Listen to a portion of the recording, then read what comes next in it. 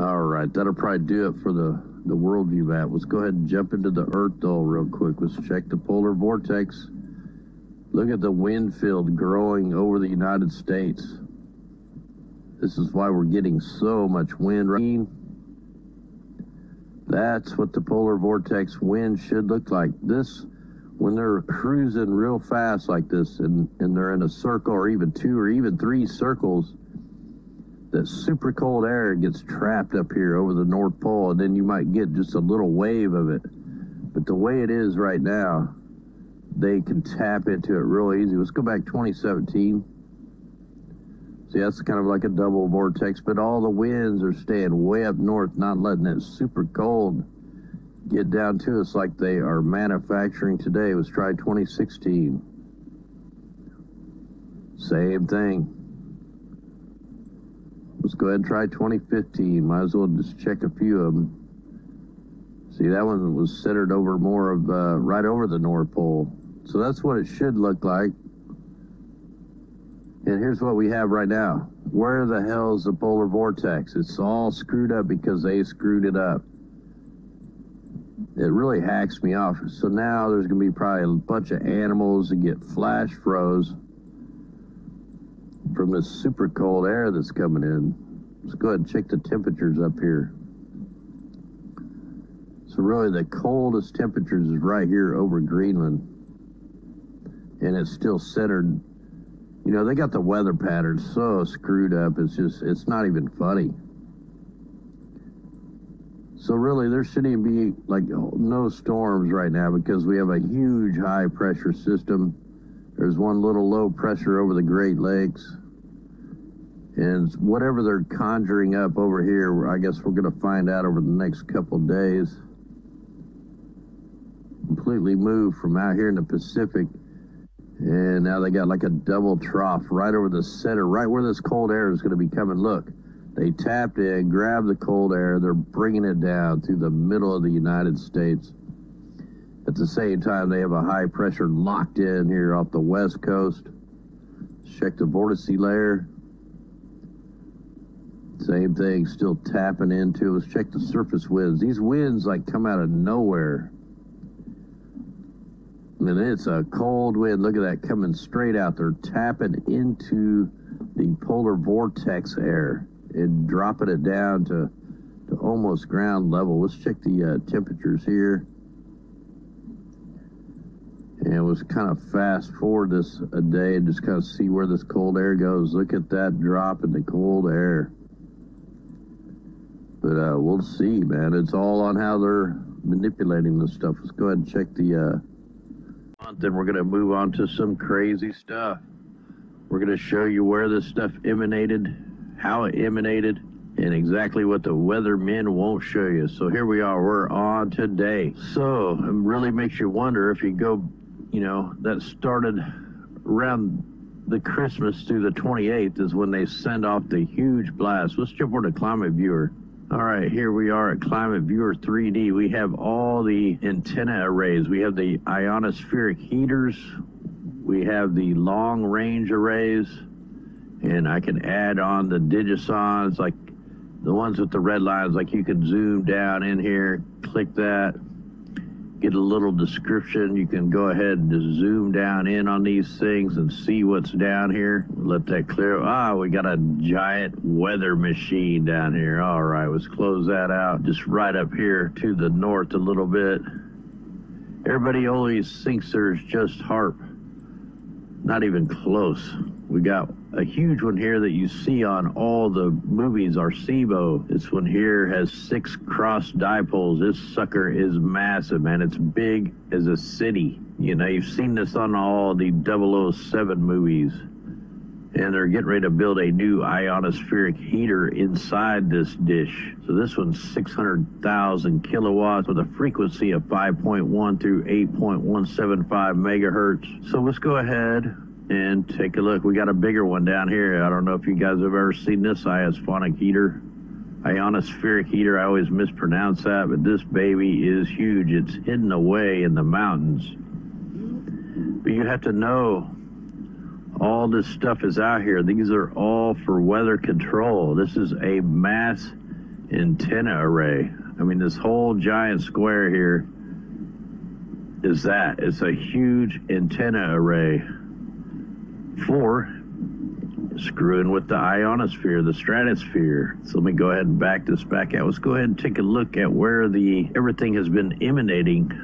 What do you know? We have another ionospheric heating facility, the Surya. I don't know if that's how you pronounce it. Let's go take a look at it. This is right where the sudden heating event took place. And then we just had news that China and Russia are going to be modifying the atmospheric river, the river in the sky. So this is a big old huge another antenna array. This one's 750,000 kilowatts, and they are building one, the ASCAT, out in the, I can show it to you real quick. So you have all these different kind of heaters and antenna arrays, and they got several of these weird looking different kind of antenna arrays. What's the black ones here? This is over in Ukraine. Here we got one down here in India, another high sensitive VHF phased array. I mean, they're everywhere, guys. These are all to control the weather. In fact, this is part of the long range facility. Let me get to the right one here. Oh, it's up here. Yeah, here's what we're looking at. Here's the Tromso ionospheric heater. This thing is huge too. Let's go ahead and zoom in on, see what it looks like. So when you're getting these sudden heating events, and there's no solar radiation, no, solar flare, anything to create a compression event in the stratosphere, it's going to be one of these giant ass antenna arrays. That's what they're for. They stretch the ionosphere out, they snap it back, and it creates these compression events. Now I'm trying to find that one that is going to be really huge, which I don't know if, yeah, here it is, ISCAT. Now this one is, they're in the process of building, and this thing, like the HARP facility is 100 million watts. This thing is going to be 100 billion watts. And you can read all this just to make sure. I'm probably off because I'm just trying to fly through this, but Jim Lee has tons of information on these things. So you got tons of ionospheric heaters everywhere throughout this whole area. And then you can add on, we get rid of that. We try to bring my map list back up. Now you can add on the low frequencies. Here's all our low frequencies and our VLF transmitters.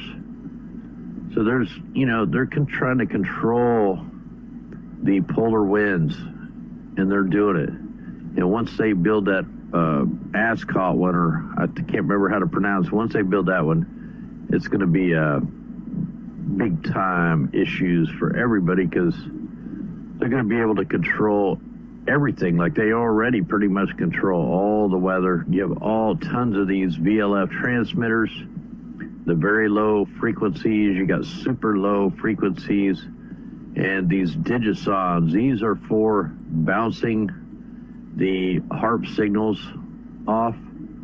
Here's the ionospheric prediction service. So you can bounce these super high frequencies up, pretty much turn the ionosphere into a plasma antenna, and then bounce it back off to any target you'd like to hit. So that's what I think we're looking at here on this, is I think we pretty much had a weather war of moving the polar vortex winds. Let me go ahead and get back there. Might take us a second here. And then we can also turn this into the globe model and see we can see what the actual polar vortex winds. Here's our target zone. Let me go ahead and back that up until we find the actual, so like it went from nothing. Here's on the 3rd, January 3rd, January 4th, to the 5th, to the 6th, and here we go, pushing the polar vortex back over towards the United States. Remember, if we go back even farther, when this initially started, they pushed the whole polar vortex over, and then when it started getting too far, they pushed it back, ladies and gentlemen. This is complete control of the jet streams, the polar vortex winds. I mean, here is the super rapid heating event right there. Look at that. Look where that emanates from. There's no hot air coming up from the equator. It comes from nowhere. It comes from them heating the ionosphere. And here we go. See, they heat it up and they send the cold air right over the United States. It gets flying a little too far. So, hey, let's push it back over the other way and center it over the United States.